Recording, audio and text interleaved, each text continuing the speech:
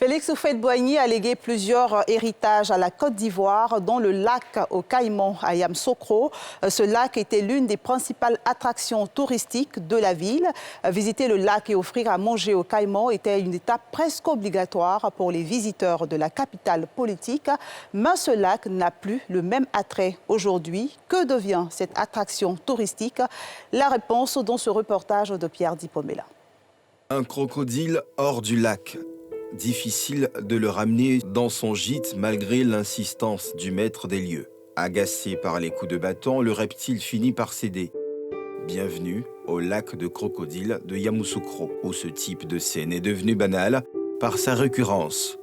Pourtant, le lac aux Caïmans, comme il est appelé, est une des plus grandes attractions touristiques de la capitale politique de la Côte d'Ivoire, ville natale du premier président de la République, qui attachait du prix à l'entretien de ce lac et de ses occupants, les crocodiles.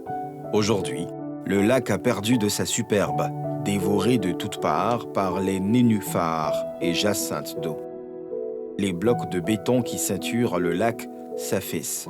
Il faut dire que Félix Houphouët-Boigny avait un lien sacré et très symbolique avec le lac et aussi les animaux qui vivaient dans le lac.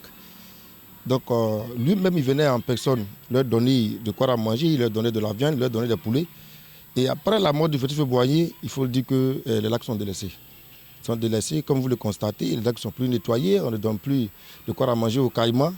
Quand on regarde le lac aux Caïmans, quand Houphouët existait, Houphouët vivait du moins, ça n'a rien à voir. On sent vraiment qu'il est parti.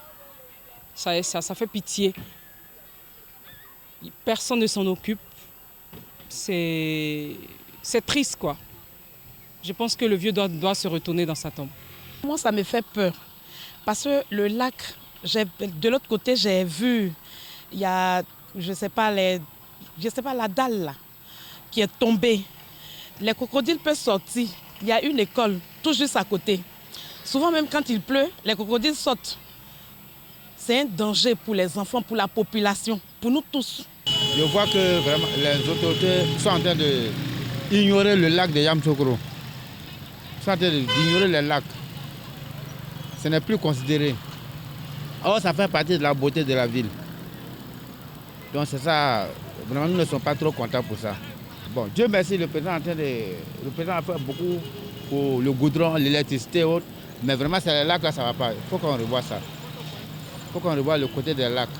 Impossible de dire le nombre exact des crocodiles dans cette étendue d'eau. Il est donc difficile de deviner la quantité de nourriture à leur apporter au quotidien. Le lac, malgré son piteux état, attire toujours des curieux, mais aussi des touristes. Mais quelle impression leur laisse-t-il? Houphouët-Boigny avait créé une dizaine de lacs artificiels, faisant de Yamoussoukro une ville coquette et unique, un havre de paix. Plusieurs de ces lacs n'existent pratiquement plus, engloutis par la broussaille aquatique. Il faut un plan Marshall pour redonner à la capitale politique ivoirienne son lustre d'antan.